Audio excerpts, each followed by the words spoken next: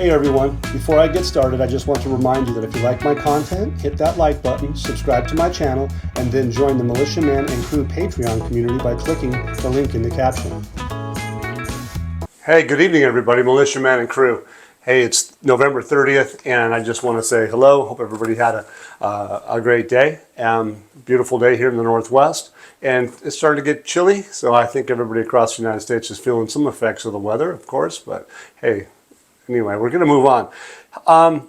There's an article out today. It's called The Government Advisor. That's the topic.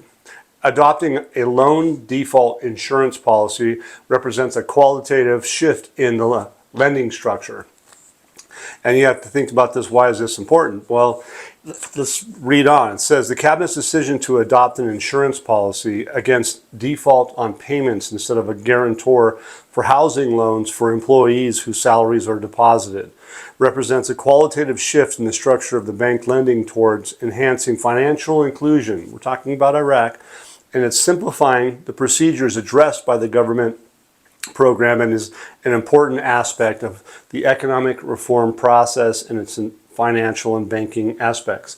Keep in mind, they were going to guarantee specific loans. Now they're doing it a little bit different. They not only have a guarantor for that, but they also will have insurance policy to even make it even sweeter, so that it'll bring in foreign direct investment and also the banking side of things. He goes on and adds that it's the financial advisor, Mohammed Saleh, who's talking, you guys. Sorry about that.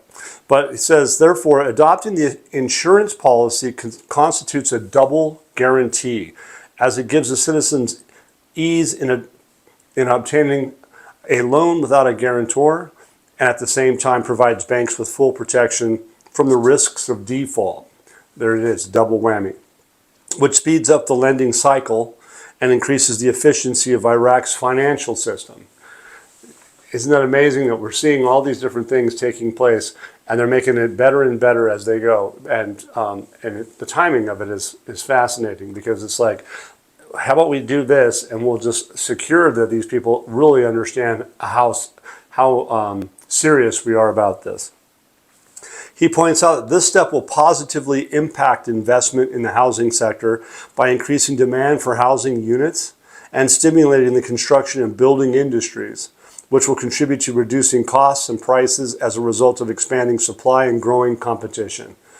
They're just moving towards, they're going to build a lot of houses, they're going to build a lot of industries, they're going to build industrial cities. They even talk about having a new gold city. So all that's going to take infrastructure, materials, and building. And housing is going to be important, because if they're going to create 1.15 million jobs just in one instance, you got to house all those people. So it's a lot of work, and it's an amazing amount of money that's going to be tapped into, because if you think about it, if you have in a small town, all of a sudden you have let's call it a mine that comes in, and they have a huge amount of natural resources that they're going to tap into. You could pick one: molybdenum, copper, gold, silver, whatever. But when they increase those jobs are usually mining jobs, for instance, are kind of high paying. I'm just using it as an example. But for every one of those high paying jobs, it usually takes four to more jobs to support that. So when you talk about 1.15 million jobs that have a specific payload or payment, you can see that that's going to create a lot of stimulus into the economy. And all those employees that are going to get paid inject that money back into the economy. And in Iraq's case, it will be in the dinar. And so that's something to think about, how powerful this really is. It goes on and says this insurance policy will open up broad horizons for national insurance companies. So it's going to have an effect on national insurance companies. So they're going to get more business, because that's how this works.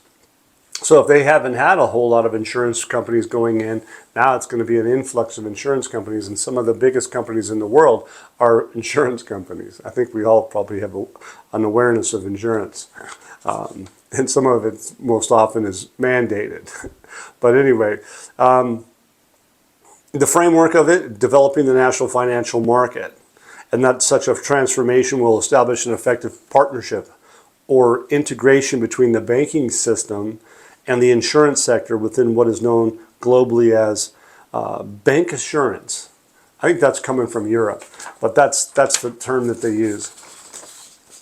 He goes on and adds that, this is Soleil, adopting the insurance policy instead of the guarantor only is just an administrative procedure, but a structural reform in the national financial system that supports the construction and housing sectors. And it stimulates the labor market, and at the same time lays the foundation for financial and economic integration that contributes to achieving the goals of sustainable development. Now, how many times have we heard about that? And it's consistent with the principles and objectives of the National Development Plan for the years of 24 through 2028. So we're right in the cusp of that. The insurance policy referred to in the Cabinet's decision is an insurance guarantee that covers the bank against the risk of borrower not paying the loan installments for any reason, such as death, total disability, loss of employment, or any force majeure circumstances that prevent payment. But under this policy, the borrower pays simple insurance premium once or even annually, according to the insurance requirements, and then in return, the insurance company undertakes to pay the remaining amount of the loan to the bank in the event of the borrower defaults on payment for force majeure reasons, and coverage for the risks of payment continues throughout the entirety of the loan. Basically, what is this telling us? In my view, it's telling us this is confidence.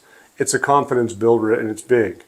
It will revive the insurance market. It's going to create more jobs, because that's what happens if you have more insurance companies. They're going to have more people. Banks will feel safe in lending. The economy gets ramped up with more dinar in circulation. And with the new housing and construction jobs will be a value booster for the dinar, because they're going to be using the dinar in the country. A dinar is the dinar, but that's what it does. Effectively, while alleviating debt default risk. So there's not going to be any debt default risk, because they got two things going on. I think that's phenomenal. This looks like a nudge from the United States Treasury, because you guys realize that the United States Treasury, the U.S. Fed, are still involved in a lot of things. And you do see the new Savaya, he's coming to town, and he has a new tweet out tonight. You guys might want to look it up and see what he has to say, because I think it's pretty powerful. Matter of fact, I think I know it is. But anyway, it looks like a nudge from the UST. Having the ability to do mass lending with little risk will be cleaning up the national financial system, which is what they're talking about, with a safe and simple insurance certificate without any barriers. So they're talking about taking away the risk of loaning people money for housing and projects, etc., because they have this insurance component. The cost goes to the citizen, I guess, or to the business, whatever that may be. This is a qualitative shift from the past. They just haven't done this before. A new beginning for the citizens, getting ease of use and providing bank safety at the same time. That's what's taking place. This is effectively like FHA, federal housing, okay, in the United States. Loan guarantees. The VA has loan guarantees. Different programs, but they have loan guarantees, insurance. For the veterans, for instance, VA. I'm familiar with it. The European bank assurance, i.e. global grade lending mechanics, is taking place. And that's what they're dealing with. That's what they're talking about. They're talking about making it sweet so that there's a comfort zone for the big banks, and there's a comfort zone for the insurance companies. And I'm fairly sure that Iraq, since they're going to be doing so much business, and since they have $16 trillion worth of natural resources, etc., everybody and their brother investors are realize that. And now that they can see that the results, what's been taking place over the last 3 years with Al-Sudani, I think they're very confident. I think the Bank of International Settlements, I think it really probably has a good eye on Iraq as far as being a member. We haven't seen the nod yet, but we have seen a nod from the Bank of England for that purpose. So that's interesting. And we also know that there's other things talking about in the news lately, which is the WTO, the IMF, lots of different little things. The IQD systems being fully completed, all of those stuff is going to take into account. Non-oil revenues, you guys, are going to be the driving force, the private sector.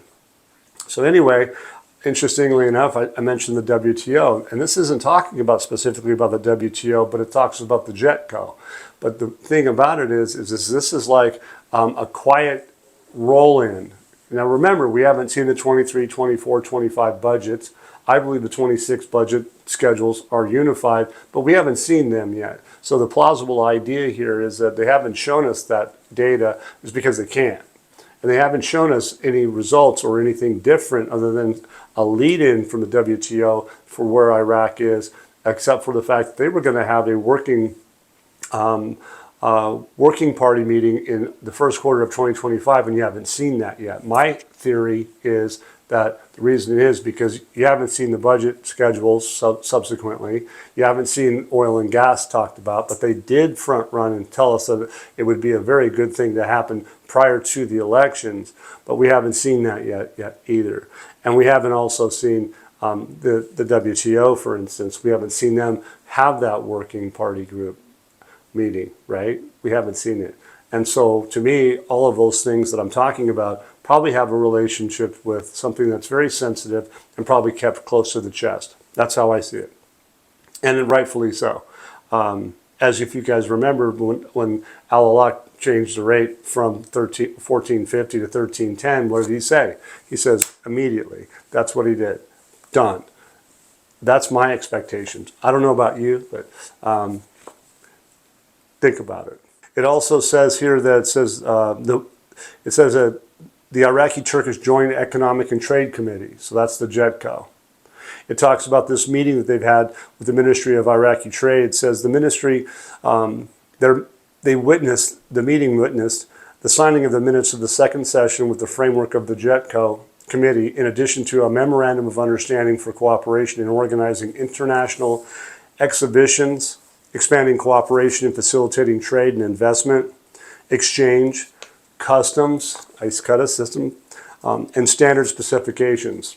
That's what customs is all about. Talking about food, talking about building materials, automobiles, spare parts sectors. This is reeking of WTO. In addition to enhancing the exchange of experiences between the private sector in the two countries. So this is between Turkey and Iraq. This Minister Gureri stressed that Iraq's keenness to establish effective economic partnerships with Turkey and create an attractive investment environment, noting that the private sector represents a fundamental pillar for building the national economy. So it's a fundamental pillar, so it's huge. These meetings aim to develop economic relations between the two countries and open new horizons for trade and investment cooperation. It says this true partnership between Iraq and Turkey should not be limited to trade exchange, but should extend to investment, technology transfer, and development of productive sectors. And they're calling on Turkish companies to increase their investment participation in the market and expand joint projects. I think we all probably know that Turkey and Iraq have, in the past, this last 2024, I think it was around $15 billion in trade, and that's going to increase in this year another $5 billion. That's huge. The exhibition of Turkish exported products held at the Baghdad International Fairgrounds from starting today to the 1st of November was open. So they got started this today. In the presence of 2 ministers, a number of officials, businessmen, representatives of participating companies, etc. And what's it going to do? Its aims are to strengthen trade and economic relations between the two countries. It goes on and says that this represents an important step in strengthening economic relations between Baghdad and Ankara, noting the government's interest in supporting these initiatives that contribute to revitalizing trade and attracting international companies into the Iraqi market. And here's the Turkish Minister Omar Polat affirmed the desire of Turkish companies to expand their presence in the Iraqi market and offer a variety of products that meet the needs of the Iraqi consumer. The exhibition continues until November 1st, including live demonstrations, bilateral meetings, representatives of businessmen, etc., etc. And they're going to discuss investment and trade cooperation, all that good stuff, future partnerships. To me, what I see from this looks like a quiet way of Iraq showing that it's working with a WTO veteran Turkey's been involved with the WTO since 1995. Remember, we talked about Saudi Arabia in the past, we talked about Australia, now we're talking about Turkey. Turkey has been a member since 1995. What I see is this isn't fanfare, it's just total quiet diplomacy taking place. And don't forget, the Iraqi trade minister met with the WTO on October 21st, 2025. There was about 7 files that were done and completed in September of 2025 with the WTO Working Party. That was in September. And they also met in July of 2024. So again, Turkey did about $15 billion in trade in 2024, expected to do $20 billion this year. This shows that there's proof of concept taking place. So they're showing that they can do what they're going to do. But they're being quiet about it. And I still believe that that's for purpose. And I could be wrong, but I think that's for purpose because it has an exchange rate relationship. Again, we've already went over it. But JETCO could be the gateway for Iraq with velocity, because velocity is going to come with all the jobs created, all the trade coming through. It's going to create money that's going to get infused back into the economy. That's the velocity. But anyway, it looks good to me. I have some snippets here. It says, Turkey's JETCO refers to the joint economic trade. We know that. It says who's involved: Iraq, South Africa, Sweden, and all of them have bilateral economic ties that promote trade and investment, and they also foster cooperation. These committees serve as institutional frameworks for both the private and public sectors.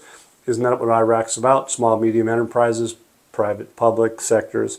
In what? Energy, transportation, technology. Key aspects of Turkey's JETCO. What's the purpose?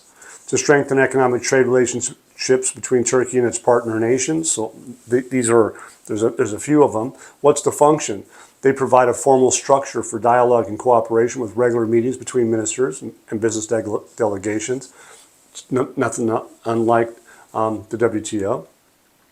JETCO agreements cover a wide range of sectors, including industry, energy, technology, and finance. And I wouldn't be surprised if agriculture is thrown in there. This is just a few snippets. But examples of recent members, recent MOU focuses on with who? Iraq. Okay. Again, international exhibitions, investment facilitation, cooperation in sectors like food. Well, I just mentioned agriculture, construction, materials, and automobiles. South Africa, for instance. A new declaration aims to boost trade and investment across various sectors and will include large Turkish business delegation in the first meeting. Then there's Sweden. They're also talking about Ukraine. They're talking about reconstruction of Ukraine. How about Syria? A recent protocol aims to boost trade ties and reactivate transport corridors to make Aleppo a logistics hub. So this is all taking place now. And this has been part of the, well, somewhat part of the plan, but they've been refining it. But here we go. The Central Bank of Iraq obtains the International Business Continuity Certificate, the ISO 22301, dated 2019. It says under the patronage of His Excellency, the Governor of the Central Bank of Iraq, Mr. Ali Moshan Alak, the Central Bank organized a celebration on the occasion, so it's a celebration, on the occasion of the Total Quality Management Department obtaining the ISO 22301 of 2019 International Conformity Certificate for Business Continuity Management System, issued by the International Organization of Standardization. That's the ISO. After the actual application of the system requirements in the bank's investment department. It goes on, there's a few more paragraphs, but one of the key points here is that the implementation of the business continuity system comes within the framework of the Central Bank of Iraq's strategic plan for the years 24 through 2026. So they've already been working on this since 2024, and it's going to go through 2026, and that's almost coming up, not too far from now. As one of the main pillars in enhancing institutional readiness and ensuring the continuity of vital operations and financial services in various circumstances, which enhances confidence in the bank's ability to perform its tasks with high efficiency and flexibility. That doesn't sound like it means a whole lot of stuff, right? Okay, but hold on a minute. This article's more than meets the eye, in my opinion. It looks to be like the CBI's, I call it the jet fuels needed for takeoff, because the ISO 2022-301 of 2019 is essentially a blueprint for crisis-proofing the central bank's operations for critical functions, like payments, reserves, that could be foreign reserves, gold, investments. Okay. And it's what it's for, to keep it all running smoothly. Help with the unknown, for instance. The unknown, like cyber attacks, blackouts, and even geopolitical situations. But anyway, the CBI is having this applied to their investments department because they're managing $100 billion in reserves. They got 167 plus gold. What is it saying? They're signaling that Iraq is bulletproof financially because of the fact that they have these things in place. Go back to the insurance aspect for the banking system. This is talking about taking care of the cyber security aspect, the blackouts that could come, and even politics can't stop it. It's like bulletproof, and that's the point. The CBI's 2024-2026 plan is not fluff or even a one-off. It's not. It's a pillar of institutional resilience. They've said it more than once tonight. This ties into the IFRS or Moody's trainings we saw. Remember about the credit ratings and the Moody's? Okay, it integrates with the ISO 27001, which is a little bit different, but it's specifically about cyber compliance. All of this snowballs in totality and its implications. It's just snowballs because we're taking and tying all this stuff in at the same time. It's like they've been quiet about stuff to have a powerful impact in the marketplace because they want everybody to realize what's taking place and accept it. And if they're suggesting that there's delays, I don't believe so. I think they've been quietly in the background doing things specifically for impact. And I think that's a total plausible situation. What they really, like I told you, 1450 to 1310 was immediate. That's what I mean. And that's what I see these guys doing. I think that they're hiding or they're just being quiet about it, but they're telling us quietly. And that's why I see how these articles, if you unpack them a little bit, you're going to realize that it ties all these things together. There's a lot of interested parties. There's a lot of interesting things that have taken place. And what we're seeing, again, one little piece of the puzzle constantly, boom, boom, boom, boom, getting ready for, I think it's going to be showtime. So basically, what is this CBI's 24-26 plan? Well, people think it's a strategic anchor. Okay, they're preparing for, if there was a problem, they have technology, ISO 27001, for cybersecurity to be able to manage any risks, financial stability. Basically, all of this stuff comes back to doing what? Dinar stability, trade finance, their compliance with all the new technologies. It fits in line with the IMF, the FATF, the Financial Action Task Force. And it goes so far as to suggest that this is a time where Iraq will leave the gray list. It'll exit, which is even better for their credit rating, I'm sure. There's instances where, like, Egypt did the same situation back in 2023. It says that preserving banking ops in crisis, enhancing global trust. This is exactly what they did. They used this model. So that's the model. They believe it works. Let's do it again. As far as arrears concerned, real effective exchange rate. Well, basically, the CBI, what does it say to the world? They can weather shocks. What does it also do? It attracts foreign direct investment. It stabilizes a peg, or it even paves the way for a managed float. It ties Savaya, the new guy, the envoy, clean operations. It's kind of like a quiet nod to WTO standards. That's what it's telling me. In a fresh context, for instance, Iraq's chasing this amid regional volatility.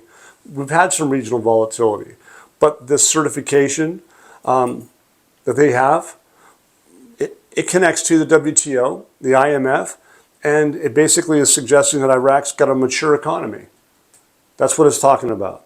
So no prior CBI ISO 22301 has ever been talked about before. And there's a study through the Mosul branch of the central bank, that pre-2025. So ultimately, that's it. This is effectively suggesting this is kind of a breakthrough situation with Al-Alaq talking about this today. So ultimately, the bottom line, is it confidence? Yes. What Al-Alaq's talking about is that his reserves are safe. The dinar is going to be rock solid, in my view. And ultimately, this isn't just paperwork. It's real-time realization time. In my view, Iraq is effectively really not waiting for a revaluation. We are, but they have been building an entire system that makes Iraq stronger, globally trusted, and having a globally trusted dinar. And what's to come, in my view, it's inevitable. And ultimately, you have the quiet holding of the blueprint, which is the United States in the background, the WTO, and also that they tell you that the CBI is now effectively crisis-proof, so they can handle any shocks. One of the things the Bank of International Settlements, I think, and the World Bank told us a while back is that they would like to have the least amount of shocks. So anyway, Iraq's reserves.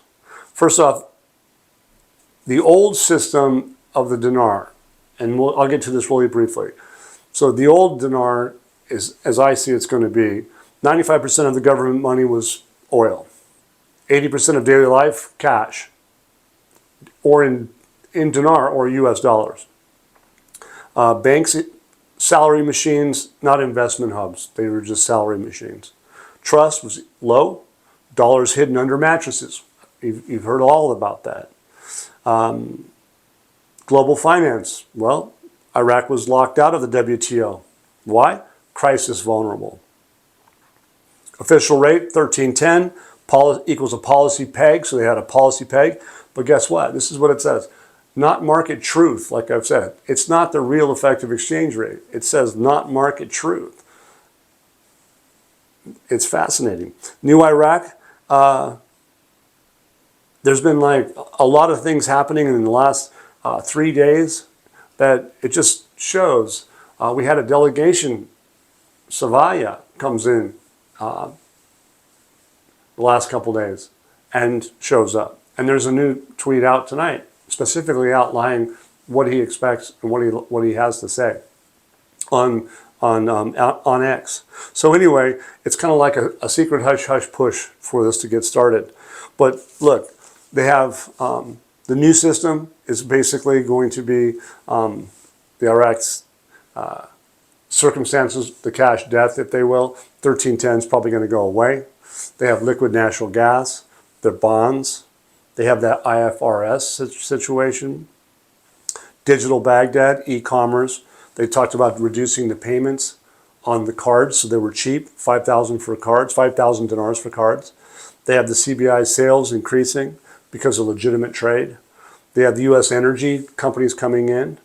Al-Sudani's focus in on 2.15 trillion in customs, like doubled. Savaya, TBI, Trade Bank of Iraq, they wanted to purge them. They want those guys to play by the rules. Housing insurance, Turkey's Jetco. You see how this goes in? All of these things are lined up. And then ultimately, these certificates, the 22301 certified, it's basically talking about business continuity management. And then obviously it zeroes back down to the 100 billion in reserves. Zero downtime. Zero downtime. In other words, they're going to have new technologies and it's capable of managing crisis. And it also tells us that Al-Alaq enhances readiness, flexibility, and trust. That's all what we need. Anyway, that's what I have for us. But I believe that the United States is somewhat like a midwife. Turkey paves the trade because they're working. The CBI is like a steel core, and the dinar, globally tradable, is the outcome. That's how I see it. So we shall see. But ultimately, I think how are they doing this? They engineered it, they vetted it, and they're ready. So anyway, that's what I have for you guys tonight. I thank you for being with me. Don't forget, if you like my content, hit the like, subscribe. Don't forget to turn on your notifications so you can get my next update. And I appreciate all that help with PayPal. You guys have been very kind. I appreciate it. It does help, keeps the crew running and bringing this to you. So we'll see you soon. Enjoy. Once again, guys, don't forget to hit that like button if you like this content. Subscribe to the channel or join us at the Militia Man and Crew Patreon community for even more exclusive content. You can also donate to this channel by hitting the links in the banner to help keep this page up and running. Your generous support is greatly appreciated, as always. Much, much appreciated. Thank you so much and have a great day.